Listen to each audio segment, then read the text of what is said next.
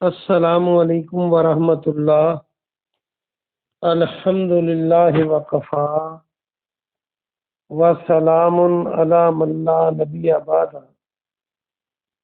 अल्लाह मेहरबान के फजलो करम से हमारा आज का सबक सूरतुल आराफ की आयत नंबर 97, 98 और 99 होगा इंशाअल्लाह, जिसे 99 कहते हैं, 99। आऊज़ु बिल्लाहि मिनश शैतानिर रजीम, बिस्मिल्लाहिर रहमानिर रहीम। अफ़ अमिना अहलुल कुरा, आ क्या, फा फिर, आमिना अमन में हो गए हैं, बेखौफ हो गए हैं, निडर हो गए हैं। आमिना को देखें तो ये जो अमन है, जंग का अपोजिट, वो लफ्ज़ यहाँ से बनता है अमन सुकून। तो क्या वो अमन में हो गए हैं, फिर क्या वो बेखौफ निडर हो गए हैं? अहलुल कुरा, अहले कुरा, बस्तियों वाले, करिया की जमा कुरा। अन के, अं यातिया हम, यातिया आ जाए, हम उनके पास, कि आ जाए उनके पास, बासुना हमारा अजाब। ये आप सूरह बकरा में भी पढ़ चुके हैं। बास बयातन, रात को। ये जो बयातन है, इसका रूट वर्ड तो है बा या और ता, जो बैत होता है, बैत, जिसका माना घर होता है। क्योंकि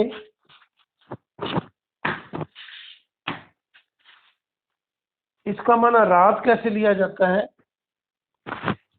आपको पता है कि अदब में और लिटरेचर में कोई लफ्ज़ इस्तेमाल होते होते अपना माना बदल लेते हैं। तो बैत का माना घर भी लिया जाता है, और चूंकि आम तौर पर तमाम इंसान रात को अपने घर, अपने ठिकाने की तरफ आते हैं, हत्ता कि जानवर और परिंदे भी आते हैं, तो इसका माना यहाँ रात लिया गया है। और ये अरबों में मुस्तामल था। वहुम, और वो, नाइमून, वाव नून तो जमा की अलामत है, नाइम सोने वाले। ये नौम आपने आयतुल कुर्सी में पढ़ा था। ना उसे ऊँग आती है, ना नींद आती है। ला ताखुज़ुहु सिनतुम वला नौम, नौम नींद को कहते हैं। तो बामुहावरा तर्जुमा सुनिए। क्या फिर बस्तियों वाले बेखौफ हो गए हैं, अमन में हो गए हैं, कि उनके पास हमारा अजाब रात को आए और वो सोए हुए हो। आवा आमिना, आवा आ के मनी क्या, वाव के मनी और क्या, आमिना फिर वही रूट वर्ड है अल-मीम नून, निडार हो गए हैं, अमन में आ गए हैं, अमन से बैठे हुए हैं, बैठे हुए ब्रैकेट में करें, अमन में है। अहलुल कुरा, बस्तियों वाले, क्या बस्तियों वाले बेखौफ हो गए हैं? अं यातियहुम, कि आ जाए उनके पास, बासुना हमारा आजाद। अभी आपने पिछली आयत में भी पढ़ा। दुहन, दिन चढ़े, दुहम, वहुम यलअबून, वा और हम वो, यलअबून खेल रहे हो। लफ्जों को देख लें। ईद उल जुहा जो आप कहते हैं, यहाँ से बन सकता है वो ईद जो पड़ी जाती है जब रोशनी शुरू हो जाती है। सूर्य के चढ़ने के वक्त को कहते हैं। चाशत का वक्त आप ले लें, और अशराक का वक्त। اور ضحیٰ کرن کو بھی کہتے ہیں، سورج کی کرن کو۔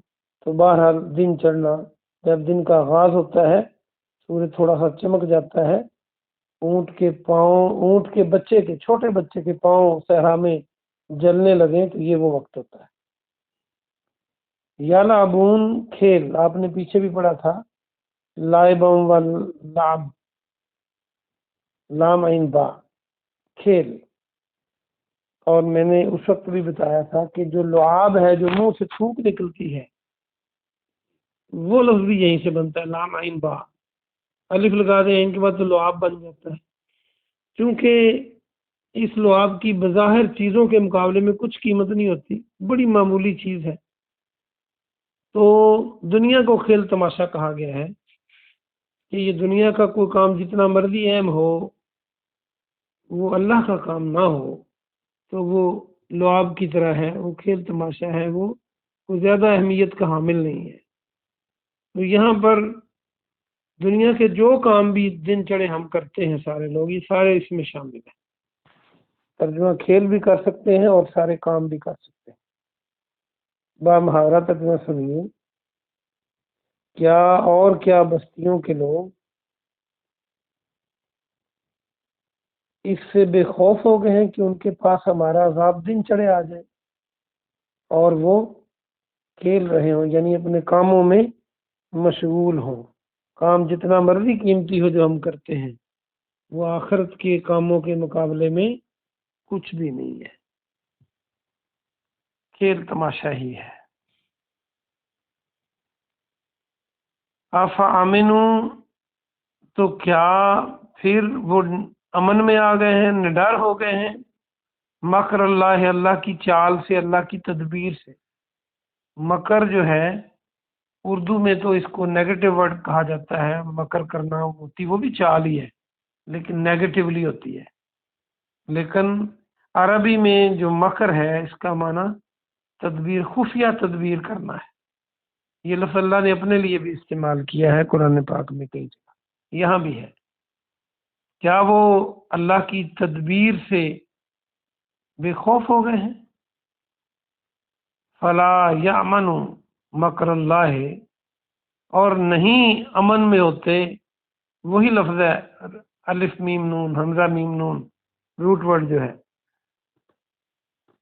اور نہیں بے خوف ہوتے، امن میں نہیں رہتے، امن سے نہیں رہتے، مکر اللہ، اللہ کی تدبیر سے، الا القوم الخاسرون، اللہ سوائے قوم، لوگ، خاسرون خسارے والے، گھاٹے والے، خسارہ پانے والے لوگوں کے علاوہ کوئی اور اللہ کی تدبیر سے بے خوف نہیں ہوتا، یہ اس کا معنی ہے۔ تو با محاورہ ترجمہ سنیے، کیا اللہ کی تدبیر سے وہ بے خوف ہو گئے ہیں اور اللہ کی تدبیر سے خسارہ پانے والوں کے علاوہ کوئی اور بے خوف نہیں ہوتا۔ یہ 99 آیات ہو گئیں ماشاءاللہ، پارہ 9 بھی اس کا دوسرا رکوع ہوا، ہمارا سبق ختم ہوا۔ آئیے ہم اس کی تفسیر دیکھتے ہیں۔ واپس آئیے، اللہ سبحانہ و تعالی نے آج کے سبق میں ان لوگوں کی بات کی ہے جو اللہ کے عذاب سے، اللہ کی پکڑ سے، اللہ کے مواخذے سے بے خبر رہتے ہیں۔ یہ ضروری نہیں کہ وہ کافر ہی ہوں، اگر ہم بھی دنیا کے کاموں میں اس قدر لگے ہوئے ہیں کہ ہمیں اللہ کے لیے، اللہ کی نماز کے لیے، پیارے نبی صلی اللہ علیہ وسلم پر درود پڑھنے کے لیے ٹائم ہی نہیں، اگر ہم اللہ کے فرائض کو وقت نہیں دے رہے اور دنیا کو ترجیح دے رہے ہیں تو ہمیں ڈرنا چاہیے۔ اللہ فرماتا ہے کہ کیا یہ بے خوف ہے اس بات سے کہ رات کو نیند کی حالت میں ان پر عذاب آ جائے؟ کیا پہلی قوموں کے اوپر ایسے عذاب نہیں آئے راتوں کو اور وہ اوندھے پڑے رہ گئے، یا پھر ایسے ہو گئے جیسے بسے ہی نہیں تھے؟ ان کو عبرت کا نشان بنا دیا گیا، اور عام طور پر پہلی قوموں میں کوئی ایک بڑی برائی تھی، جیسے کوئی قوم ناپ تول میں کمی کرتی تھی، کوئی قوم یہ ہم جنس پرستی کرتی تھی، کوئی قوم کچھ اور کرتی تھی۔ لیکن ہم اپنے گریبان میں جھانکیں، ہم کیا کرتے ہیں، کس شعبے میں ہمارے لوگ امن سے اور سکون سے اور معیار کے مطابق چیزیں لے اور دے رہے ہیں۔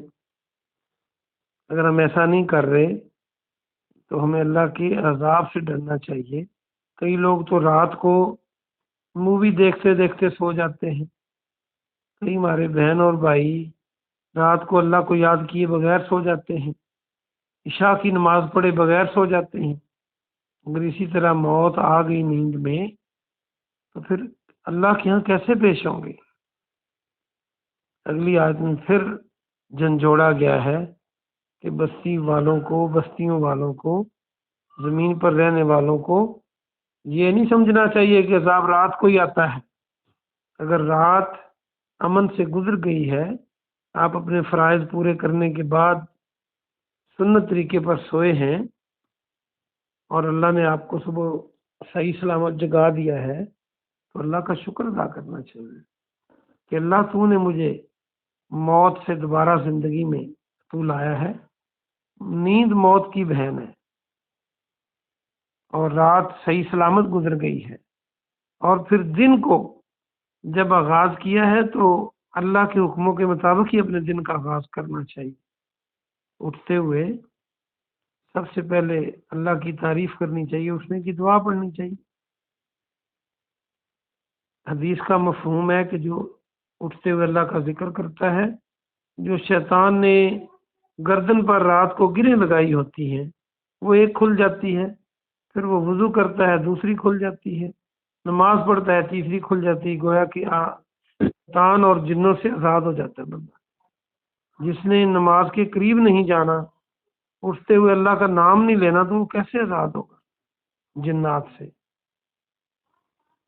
اور آگے فرمایا، یہ تھوڑا سا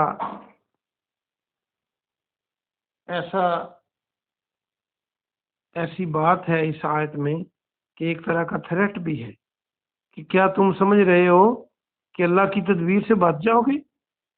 تم اللہ کی تدبیر سے نڈر ہو گئے ہو؟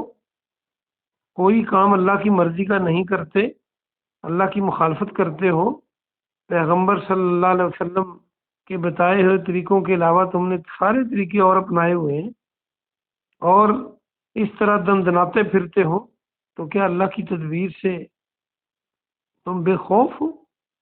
جب اللہ تدبیر کرتا ہے تو پھر کسی کی پیش نہیں آتی، اور اللہ کی تدبیر سے صرف خسارے پانے والے لوگ ہی بے خوف ہوتے ہیں۔ اللہ کو تو یہ بھی پسند ہے کہ تم اللہ سے ڈرو، اللہ سے خوف اختیار کرو، تو یہ تمہاری عبادت ہے۔ اللہ پاک سے دعا ہے کہ اللہ پاک آپ کو اور مجھے عمل کی توفیق عطا فرمائے۔ سبحان ربک رب العزت عما یصفون وسلام علی المرسلین والحمد للہ رب العالمین۔